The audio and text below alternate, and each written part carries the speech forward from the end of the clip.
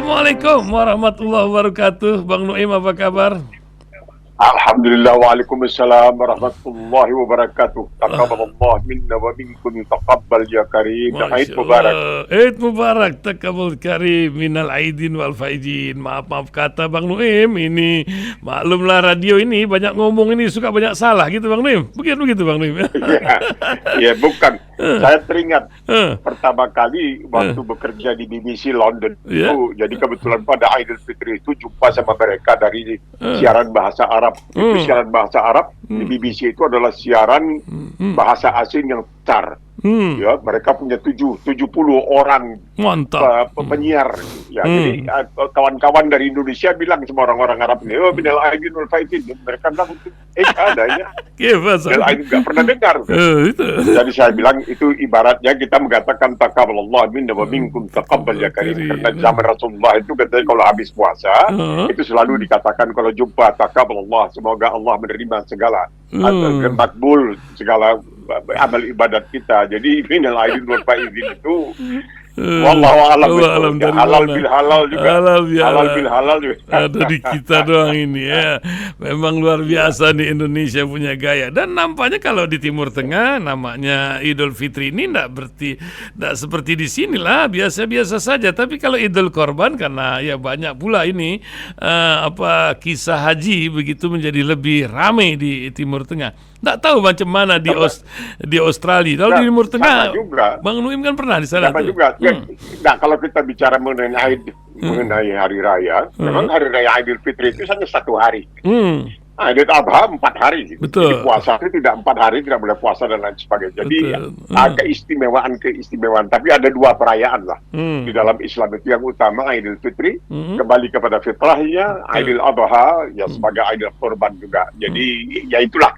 Saya lihat dulu waktu saya menjadi TKI gelap di Arab Saudi itu tidak ada maulid apa semua itu tidak dirayakan. Tidak ada. Harus dalam ruangan sendiri ya. Kalau jamaah-jamaah yang dari Iran itu kan dia gedebak-gedebukan dalam ruangan, betul, atau berzikirnya ya begitu. Iya.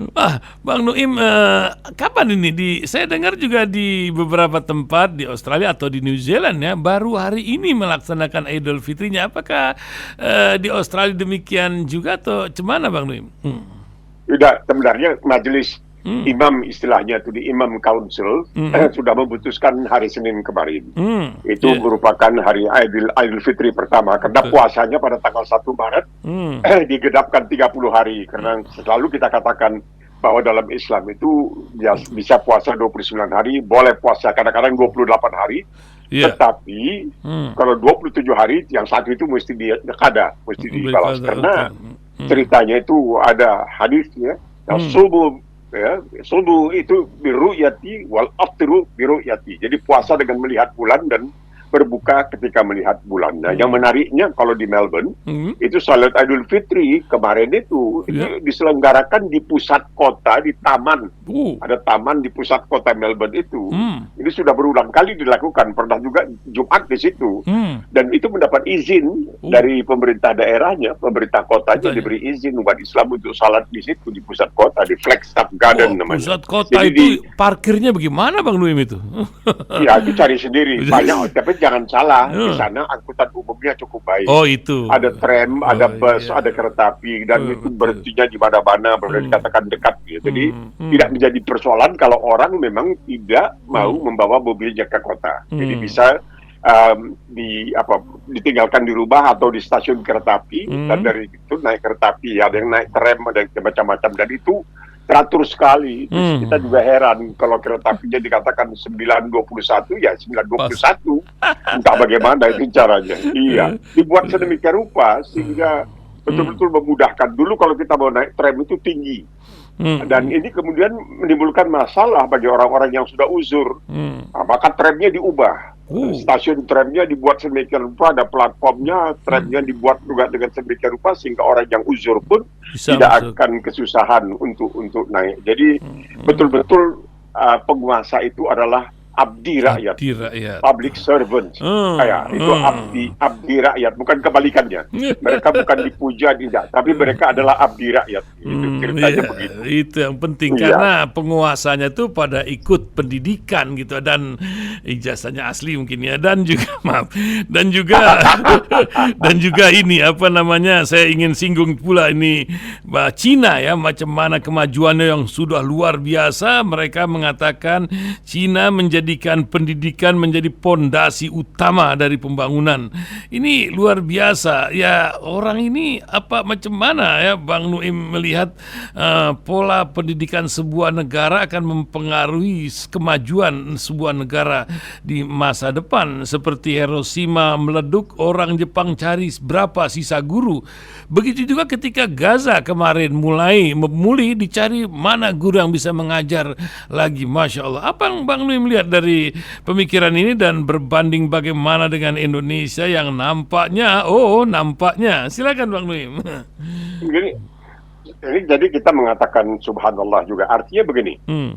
Islam itu yang mengatakan Rasulullah SAW, karena beliau tidak punya pendidikan, tidak bisa baca, tidak bisa tulis, dan ummi, lalu dia mengatakan fardu, wajib bagi setiap muslim, laki-laki maupun perempuan, kecil, wajib menuntut ilmu. Nah, ini yang kadang-kadang kita bertanya kepada Taliban, kalau Rasulullah sudah mengatakan bahwa setiap muslim tanpa kecuali, tidakkah itu dia muslim atau muslimah, kenapa Taliban itu melarang muslimah untuk, karena kita mengetahui wali kota pertama ketika Rasulullah menguasailah katakan Madinah, wali kota pertamanya itu seorang perempuan bernama Safiyah. Jadi sebenarnya kewajiban belajar itu sudah diprakarsai oleh Islam. Fardu, difardukan, diwajibkan untuk belajar, tidak boleh taklid, tidak boleh berbabi buta. Nah, kita melihat ada petuah. Ada hadis, "Utlib al-ilm walau fisin", tuntutlah ilmu sampai ke negeri Cina. Nah, sekarang ini apa yang terjadi? Banyak di Tiongkok itu, mereka yang lulusan universitas itu malahan berobek-robek ijazahnya. Padahal ijazah asli, bukan ijazah palsu. Dirobek-robek karena mereka tidak mendapatkan penampungan yang sesuai dengan jurusan yang telah ditempuhnya ketika di universitas. Jadi jangan dianggap bahwa Tiongkok itu ada masalah, tidak hanya baik-baik saja. Tidak begitu, memang yang keluar itu, tapi kalau kita membaca laporan-laporan tentang keluhan-keluhan banyak sekali wisudawan, yaitu lulusan universitas di Tiongkok, yang mulai kecewa karena tidak lagi tertampung hasratnya. Mereka misalnya jurusan A, tahu-tahu yang ada itu pekerjaan di jurusan B yang lebih rendah dari jurusan A, padahal mereka sudah terdidik. Jadi tidaklah bisa dikatakan ada kesempurnaan, karena kesempurnaan itu memang tidak menjadi hak manusia. Jadi ini menarik sekali sudah melihat. Jadi dimaksudkan dengan ijazah semata, walaupun ijazah asli ya, bukan aspal ya, asli palsu bukan, itu juga tidak merupakan satu jaminan. Itu belum merupakan satu jaminan. Dan di banyak negara itu banyak katanya yang lulusan universitas yang otentik, yang sahih, itu juga tidak mendapatkan kedudukan sesuai dengan kemampuannya ketika dia belajar di universitas. Dan sedihnya juga laporan yang beredar tentang kita di Indonesia, masih banyak katanya yang sudah sampai di SMP, susah membaca dan lain sebagainya. Apalagi sekarang ini begitu banyak bahasa asing yang dipinjam untuk dijadikan bahasa Indonesia. Jadi ini harus menjadi perhatian, karena pendidikan itu memang penting sekali. Menuntut ilmu itu di dalam Islam suatu fardu, suatu kewajiban. Ini yang penting untuk dipikirkan. Bukan ilmu itu hanya ilmu akhirat, tidak. Soalnya begini, ini yang dilupakan oleh banyak orang di Indonesia, termasuk petinggi-petingginya. Ada istilah seorang presiden baru-baru ini mengatakan, "Bu, jangan dicampur aduk antara politik sama agama." Nggak bisa, Pak. Nggak bisa. Kenapa? Karena itu ajaran, itu ajaran dari Snoek Gojek. Itu ajaran provokator Belanda nomor 1. Dia yang mengatakan harus ada pemisahan antara gereja dengan negara. Itu dia maunya begitu. Kalau di Indonesia itu dipisah, kita nggak akan merdeka. Untung ada orang-orang seperti Bung Tomo dan para alim ulama yang pada tanggal 10 November 1945 membuat suatu keputusan bahwa jihad fisabilillah itu diperlukan. Jadi kita berjuang demi Allah, itu bukan bukan hanya demi kemerdekaan Republik Indonesia, tapi demi Allah untuk membebaskan negara ini dari penjajahan. Tidak mau, Snok Horgoja itu tidak mau. Siapa? Dia yang menerapkan. Siapa ini Snok Horgonya, Bang Nuim? Orang pengen tahu. Ini banyak anak muda yang belum banyak kenal pula ini. Gimana makhluk satu ini? Mesti belajar sejarah. Itu. Ini yang dikirim Belanda ke sini. Dia sempat katanya sampai ke Mekah, kemana semua untuk mempelajari Islam, untuk mencari kelemahannya.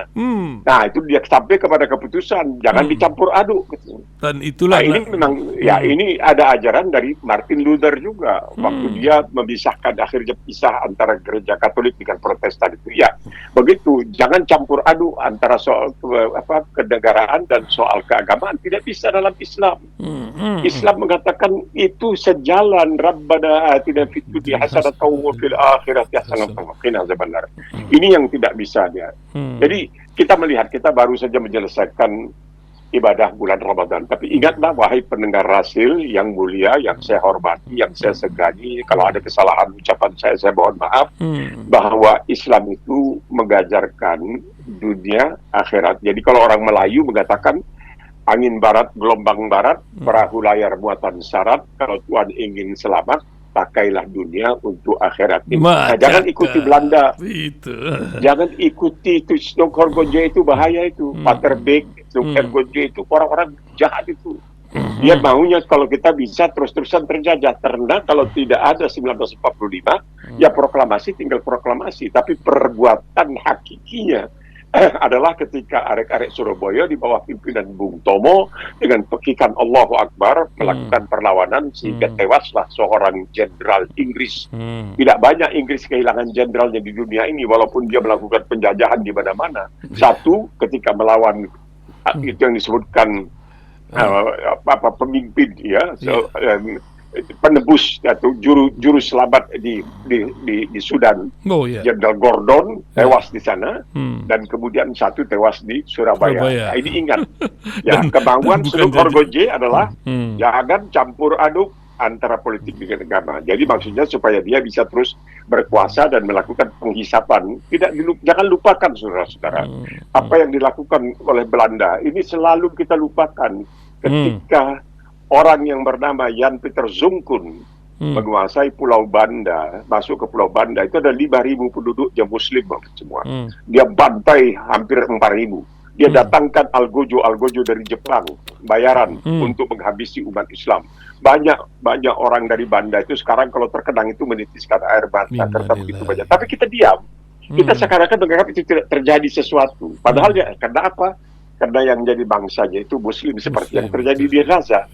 Kalau itu non-Muslim sudah rio rendah, meriah sudah. Kita lihat, jangankan zaman Pieter Zonkun, ketika terjadi tahun 1949 bulan Januari di Rengas di Sumatera Tengah, ketika waktu itu pasukan Belanda dengan bantuan antek-anteknya, sayangnya juga dari Indonesia, ikut membantai orang-orang di Rengas itu sampai sungai Tumpat. Orang tidak mau makan ikan karena menyaksikan ikan itu telah memakan bangkai manusia.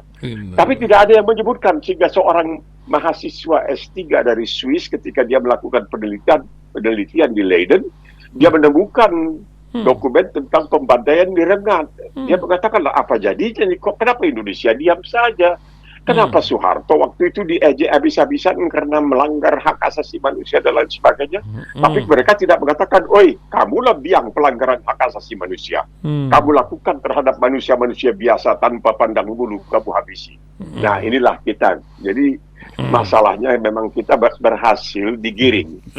Mudah sekali menggiring. Nah, sekarang jadi saya menulis baru-baru ini ya, karena diminta ingat-ingatlah apa yang baik di zaman Orde Baru. Lalu saya tulis mengenai Mar'i Muhammad, Allah yarhamu. Masya Allah. Nah, orang bilang, kalau sekarang saya katakan kalau Mar'i itu ada sekarang ini, dia akan disebut kadrun. Nah, kenapa? Pertama, dia keturunan Arab. Oke. Kedua, ketika dia diangkat menjadi menteri dari jabatannya sebagai direktur jenderal pajak, dia mengumpulkan keluarganya. Dia mengatakan, ya saya diangkat jadi menteri, ini mungkin penghasilan kita berkurang. Keluarganya bilang, kenapa? Nah, karena sebagai direktur di Direktorat Pajak, saya masih bisa ngajar di sana sini, kuliah sana ceramah sana sini, dapat tambahan gaji. Sebagai menteri tidak bisa. Nah, oke. Jadi saya jumpa seorang kawannya. Dia ingin berjumpa dengan saya. Dia seorang tajir di Jakarta. Nah, dia mengatakan gini, Bang, gitu. Ini aneh beda ajaib. Kenapa? Dia menteri keuangan. Saya sahabatnya. Kami itu sama minggu jalan kaki sama, Bang, keliling stadion Teladan itu. Stadion Bung Karno di Senayan. Iya, kami jalan kaki sama. Jadi satu hari saya bilang, mari, aku ada masalah pajak nih. Oh iya, nanti hari Senin datang ke kantor. Jadi hari Senin katanya dia datanglah ke kantor Direktorat Jenderal Pajak. Datang, dia bilang tunggu sebentar. Dia panggil seorang anak buahnya, bagian penyuluhan pajak. Dia katakan kepada buahnya bahwa orang ini berikan penyuluhan kenapa wajib membayar pajak. Satu hari saya dipendam di Direktorat Jenderal Pajak. Saya kawan dia. Saya kawan dia. Nah, ini kalau orang seperti ini sekarang ya dituduh, tapi dia tidak bisa dipecat oleh Soeharto karena ada ancaman dari Bank Dunia. Kalau kamu pecat Mar'i, kita akan tinjau kembali bantuan Bank Dunia kepada Indonesia. Makanya tidak dipecat. Nah, orang-orang seperti ini tidak diingat ya. Karena apa? Ini memberikan contoh yang tidak baik. Jadi saya pernah mengatakan kepada seorang sahabat saya, sudah berpulang ke rahmatullah alam 3-4 tahun yang lalu dari Medan. Dia seorang tajir yang luar biasa. Bulan puasa itu menyediakan takjil itu untuk ribuan orang, dan kalau dia hari ulang tahunnya dia kumpulkan yatim piatu sampai 2.500 orang, dikasih ini, dikasih. Pokoknya orangnya luar biasa. Cita-citanya ya membangun 99 masjid. Baru terbangun barangkali sekarang mungkin 40-50 sebelum dia meninggal dunia. Saya suka mengatakan kepada dia, kau hati-hati. Lah kenapa kau bikin kesalahan? Nah aku kan, dia kalau beli kebun misalnya, dia bergerak di bidang kelapa sawit. Dia beli kebun kelapa sawit, bukan dia datang preman untuk mengamankan, tidak. Dia ajak orang kampung, orang desa, kamu urus ini. Satu orang dikasih 3 pohon kamu urus. Nanti waktu panen, kamu bawa ke saya. Itu panen kelapa sawit itu satu tandan, itu bisa 50 kilo. Jadi orang-orang yang menerima itu setiap panen itu, mereka bisa menyekolahkan anaknya ke universitas dan lain sebagainya, hidupnya wajar dan sebagainya. Cuman ada yang bertanya, ini maunya apa sih? Masa dia bikin bayi seperti itu? Tentu ada maunya. Nah, ini orang kita punya perasaan selalu begitu. Tak ada makan siang gratis nih kata. Akhirnya memang betul. Akhirnya dia mau dikriminalisasi oleh Kapoldanya waktu itu. Rumah anaknya digerebek pakai panser, pakai apa semua. Dia bilang, iya apa? Salah kau beri contoh yang tidak baik. Dia lari ke Australia. Beri contoh yang tidak baik. Kenapa? Nanti tajir-tajir yang lain itu, oligarki yang lain di sana bilang ini kurang ajar deh. Dia kasih contoh. Kita kalau kasih ke atas sudah cukup lah katanya. Ini dia kasih ke bawah. Itu kan contoh yang tidak baik. Padahal tujuan Islam itu adalah penyamarataan. Yaitu dengan melakukan zakat, fitrah, sedekah, infak, dan itu hanya memberdayakan orang supaya dia bisa memberdayakan orang lain. Ini kan maksudnya tidak begitu. Jangan sampai diberdayakan. Nanti kalau dia diberdayakan, dia pintar, dia berpikir, celaka kita. Nah, ini ya, jadi pada akhir Ramadan mulai Syawal ini, saya terkenang ada seorang pujangga di zaman Romawi di abad pertama, namanya Juvenal. Juvenal ini pernah menulis Quis custodiat ipsos custodes. Artinya siapa yang mengawasi sang pengawas? Ini pertanyaan dari dulu, siapa yang mengawasi sang pengawas? Kalau dibilangkan anggota DPR, juga nanti anggota DPR yang terima ini itu dia harusnya mengawasi. Tapi kita lihatlah kan, kalau di DPR itu seperti misalnya revisi Undang-Undang KPK, selamat jalan, mulus, tak ada masalah. Nah, jadi saya teringat, kalau begitu Islam ini menjawab pertanyaan Quis custodiat ipsos custodes. Islam menjawab, siapa yang mengawasi sang pengawas. Nah, bagaimana Islam bisa? Begini, ketika kita berpuasa, apalagi di sebuah negara misalnya lah seperti di Australia di musim panas, nanti tahun depan itu puasanya lebih berat dari tahun ini. Sampai pada akhirnya nanti Januari, Desember kita bukanya jam 9 malam. Medan bang, nah Medan. Ini ya kita puasa, tapi panas, suhu mungkin 37, 38, anginnya panas karena tidak ada kelembapan di sana. Kita bisa masuk ke dalam kamar, Kita bisa makan, bisa minum, lap mulut, kita bisa suka-suka dengan istri di siang hari, tapi tidak kita lakukan. Kenapa Pak nggak dilakukan? Wah, malu dong. Malu sama siapa? Ya malu sama Tuhan dong, sama Allah SWT. Lah, tapi kan di kamar. Iya kan, ada ayatnya surat Al-Hadid. Wa huwa ma'akum aina ma kuntum wallahu bima ta'maluna basir. Sesungguhnya dia, Allah SWT, bersama kamu dimanapun kamu berada, dan dia menyaksikan segala yang kamu lakukan. Kan malu.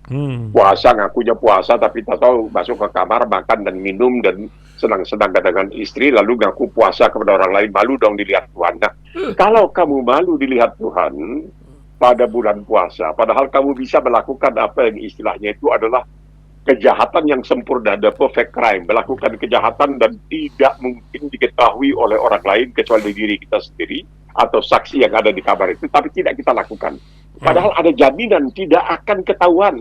Kenapa? Wa huwa ma'akum aina ma kuntum wallahu bima ta'maluna basir. Bahwa dia bersama kamu dimanapun kamu berada, dan dia melihat segala, dia menyaksikan segala apa yang kamu lakukan. Jadi saya malu kepada Allah dong, mau bohong seperti itu. Nah, kalau malu di bulan Ramadan, kenapa di bulan Syawal nggak juga malu? Kenapa terus-terusan tidak malu? Supaya tidak korupsi, tidak ini itu. Ya, jangan 1.000 triliun misalnya. Nah, ini dia. Jadi jawabannya itu rupanya kuis. Ya, siapa kuis custodian ipsos custodes, siapa yang mengawasi, sang pengawas. Islam mengatakan diri kamu, kepercayaan kamu, takwa kamu, karena kamu puasa itu karena takwa kepada Allah. Itu yang penting. Kutiba alaikumusiyam kama kutiba alal ladzina min qablikum la'allakum tattaqun. Nah, takwa itu mengawasi juga diri sendiri. Tidak perlu. Jadi kalau ditanyakan siapa yang mengawasi sang pengawas, saya yang mengawasi diri saya sendiri.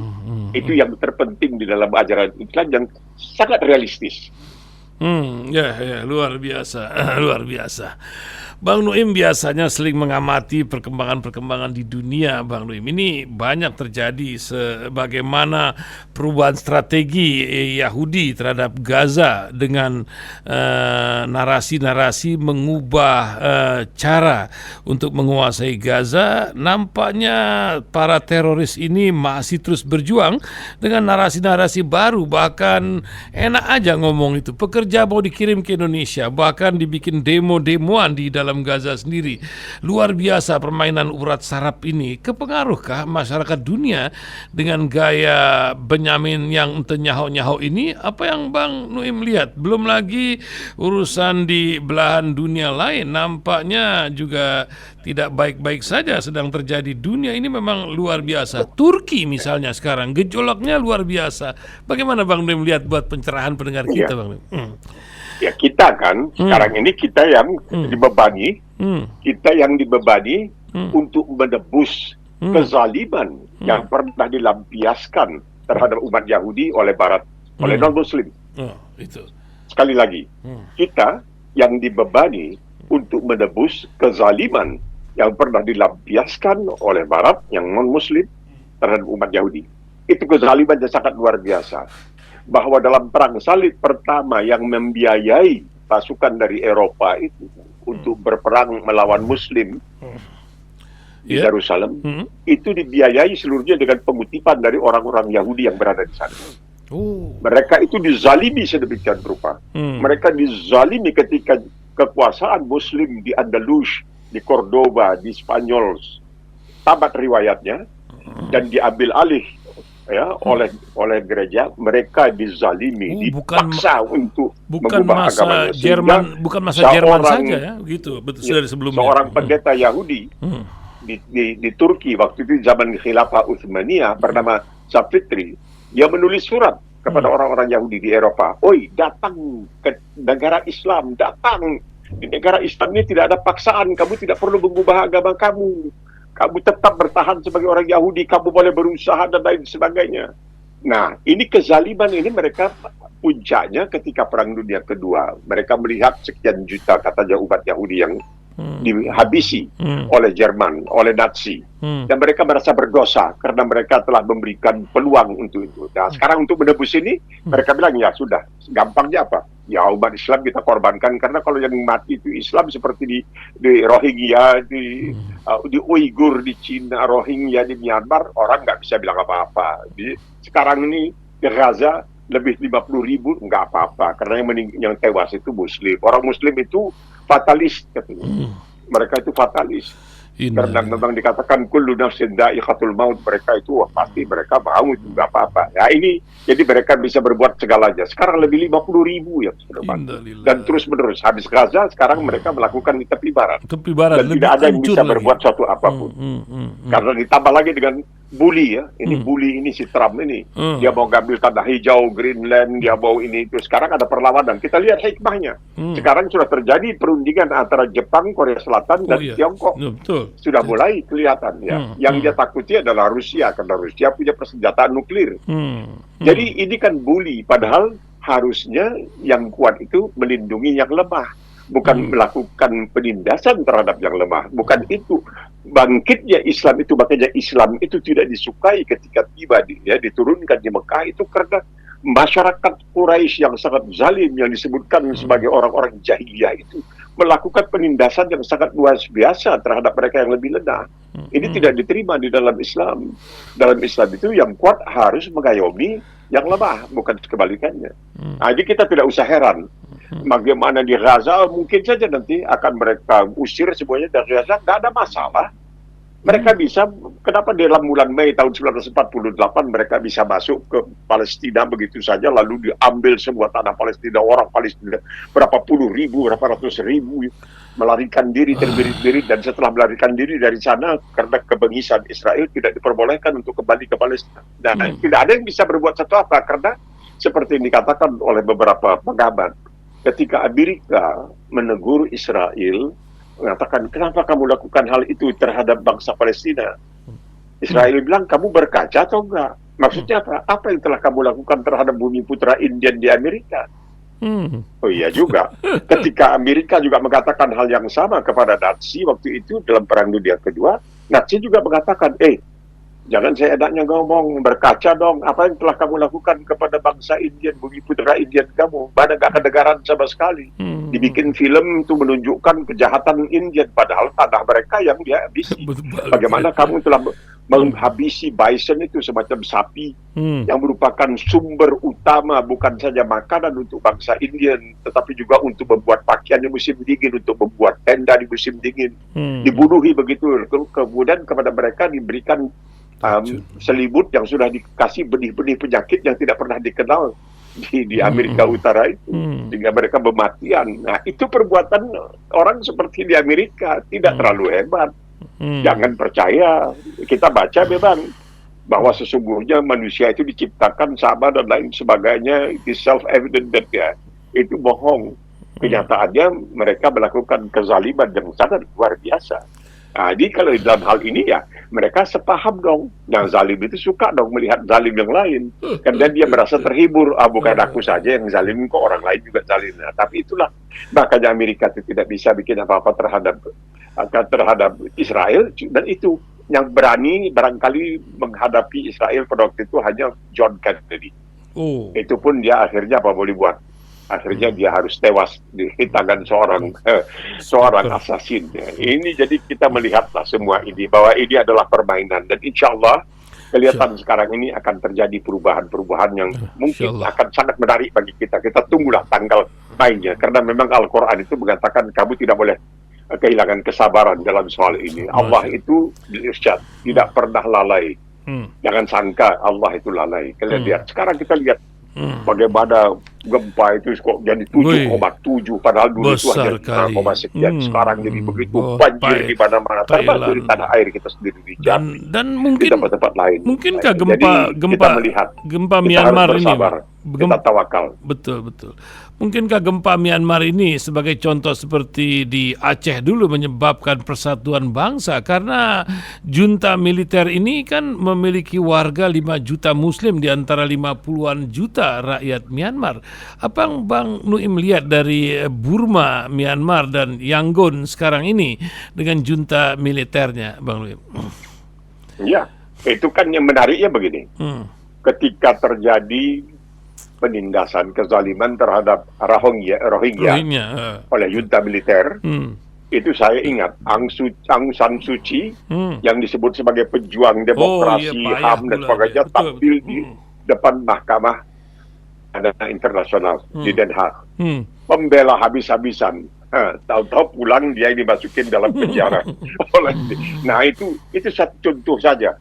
Ini orang yang membela kezaliman akhirnya menjadi bangsa dari kezaliman itu sendiri. Kita memang melihat bahwa dari sejak awalnya telah terjadi. Bagaimana misalnya Bilal diperlakukan dengan sangat tidak manusiawi. Sampai waktu itu ada yang boleh buat menembus Abu Bakar Siddiq radhiyallahu anhu, sudah kita beli saja supaya dia bebas dari penindasan yang dilakukan karena dia menjadi seorang muslim. Nah, ini adalah hal-hal yang menjadi pelajaran bagi kita. Dalam Islam itu ada saja pelajaran sejarah untuk membuat kita merasa lebih tenang dan kita meyakini bahwa Allah SWT wa huwa ma'akum aina ma kuntum wallahu bima ta'maluna basir. Allah menyaksikan segala yang terjadi yang segala kita lakukan.